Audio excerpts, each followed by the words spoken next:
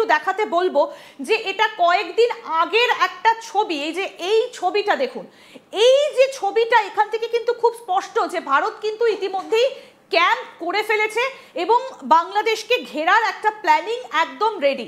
আমরা ম্যাপের মাধ্যমে দেখার চেষ্টা করছিলাম যে কোন কোন জায়গা দিয়ে, আসামের কথা বারবার করে উঠে আসছে, কারণ বাংলাদেশ থেকে দূরত্ব অনুযায়ী কোন জায়গায় কত, শিলিগুড়ি করিডোর যেটা সব থেকে কম দূরত্ব সেটা হচ্ছে 22 কিলোমিটার।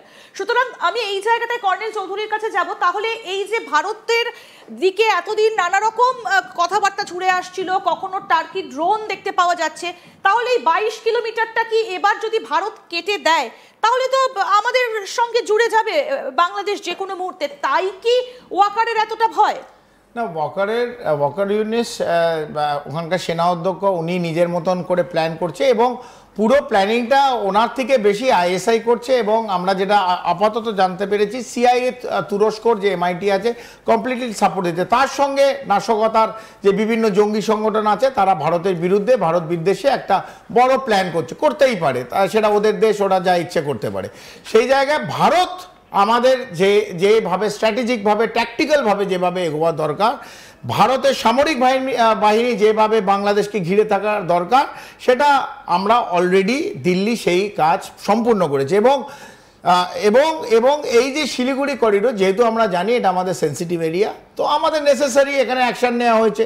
এবং ওরা যার ওপর বেশি গুরুত্ব দিয়ে দেখাচ্ছে যে লালমনিরহাট, এত বড় একটা আমি এয়ারফোর্স হ্যাঙ্গার করবো যেখানে এত বড় বড় ঘাস গরু চড়তো কিছুদিন আগে, এই জামাতের গরুগুলো যেগুলো এখন আমাদের গালাগালি দিচ্ছে, আমাদের কথা শুনে, এই জামাতের গরুগুলোই গরু চড়াতো ওখানে, সেই জায়গায় একটা হঠাৎ হ্যাঙ্গার বানিয়ে ফেলেছে একটা বিদেশি কোম্পানি। নিজেদের বাংলাদেশে কোম্পানি নেই, দুর্ভাগ্যজনকভাবে পাকিস্তান এবং চীন থেকে ডাকতে হয়েছে, আউটসোর্স করতে হয়েছে, তাদের টেন্ডার দিয়েছে, তারা একটা হ্যাঙ্গার বানিয়েছে।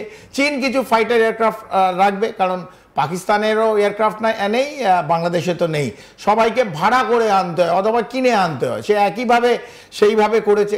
ভারত আজকে স্বনির্ভর, ভারতের সামরিক বাহিনী চতুর্থ গ্লোবাল মিলিটারি ইন্ডেক্সে 4th mightiest army in the world. তো ভারত এক্সারসাইজ করছে, ভারত নিজের যে কোর হেডকোয়ার্টারে বিভিন্ন যে তিস্তা প্রহার, এই শিলিগুড়ি করিডোরের বিভিন্ন জায়গায় এক্সারসাইজ আমরা করছি।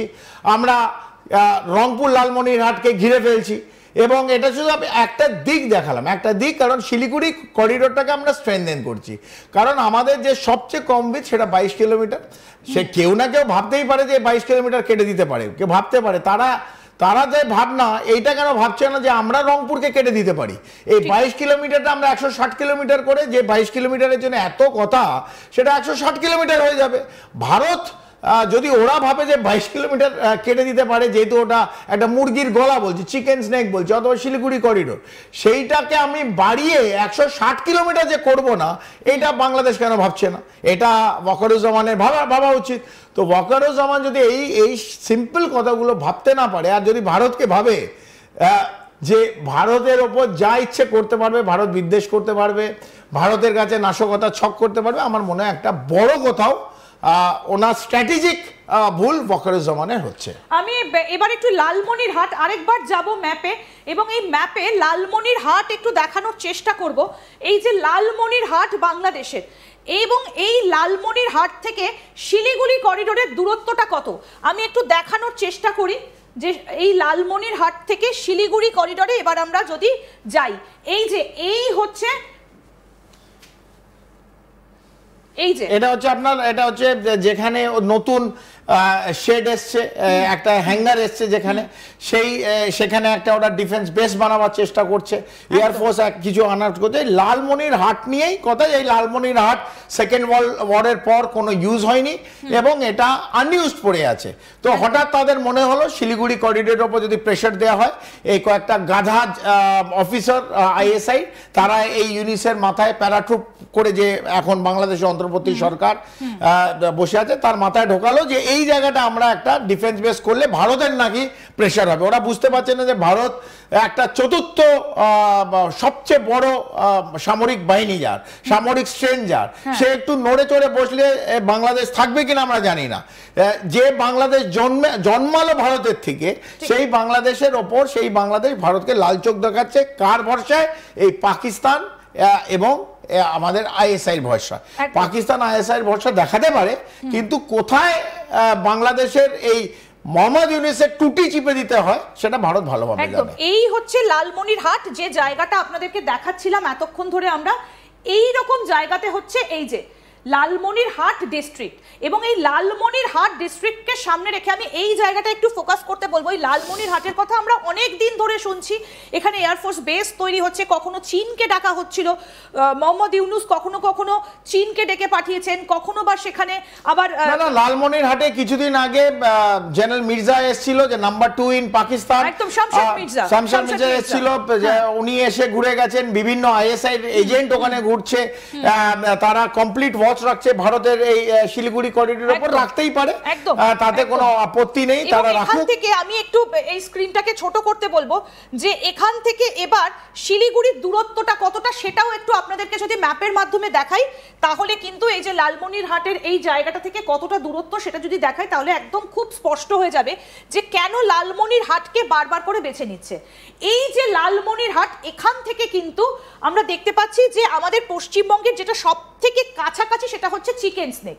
এবার বিষয়গুলো হচ্ছে এই যে জলপাইগুড়ি, হলদিবাড়ি, মানে এই যে এই অংশটা একটু যদি কাছ থেকে দেখানো যায়, এই যে লালমনিরহাট, এই যে এই জায়গাটা আমি একটুখানি পয়েন্ট আউট করতে বলবো, এই যে লালমনিরহাট, এখান থেকে এই যে দূরত্বটা হচ্ছে, জলপাইগুড়ির দূরত্বটা 85 কিলোমিটারেরও কম, যদি আমরা এখান থেকে মার্ক করি 85 কিলোমিটারেরও কম। এই যে এইটুকুনি হচ্ছে দূরত্ব, এর মধ্যে শীতলকুচি রয়েছে, এই জায়গাগুলো রয়েছে, এই যে লালমনিরহাট এই জায়গাটা। সুতরাং এখান থেকে যে কথাটা কর্নেল চৌধুরী বারবার করে বলছিলেন, যে এই 22 কিলোমিটার দূরত্বটা, মানে এই যে এই জায়গাটা, এইটাকে যদি আপনি কিছুক্ষণ আগে ধূপগুড়ির কথা বলছিলেন, আসামের কথা বলছিলেন, এই যে ওপরের দিকে, সুতরাং এইভাবে যদি ঘিরে ফেলে বাংলাদেশকে, তাহলে বাংলাদেশের আর নতুন করে কিছুই করার থাকবে না। এবার প্রশ্নটা হচ্ছে, এই যে রংপুর রয়েছে, এখানে লালমনিরহাট রয়েছে, রংপুর রয়েছে, যে এই জায়গাগুলোকে আমি একটু দেখাতে বলবো। এই যে রংপুর, লালমনিরহাট, আমি তাপসদাকে বলবো একটু জায়গাগুলো দেখানোর জন্য। সুতরাং কোনো দিক থেকে যদি বাংলাদেশ মনে করে যে তারা ভারতের ওপর নজর দেবে, ভারত কিন্তু ইতিমধ্যেই ক্যাম্প তৈরি করে রেখে দিয়েছে। আমি সেই ছবিটাও একটু আপনাদেরকে দেখাতে বলবো, যে এক্সারসাইজগুলোও কিন্তু একেবারে শুরু করে দিয়েছে। কিন্তু কর্নেল চৌধুরী, এখন প্রশ্নটা হচ্ছে, বাংলাদেশ তো জানতো যে যদি আমরা বেশি কিছু করি তাহলে ভারত ছেড়ে কথা বলবে না, তাহলে এই এত বাড়াবাড়িটা কার কথায়? বাংলাদেশের, পাকিস্তানের কথা? একদম আইএসআই এর কথা। এটাই তো আমরা বললাম, যে বিভিন্ন আইএসআই এর অফিসার, জেনারেল মির্জা থেকে নিয়ে বিভিন্ন আরো ওদের যে অফিসার, সিনিয়র র্যাঙ্ক আইএসআই যে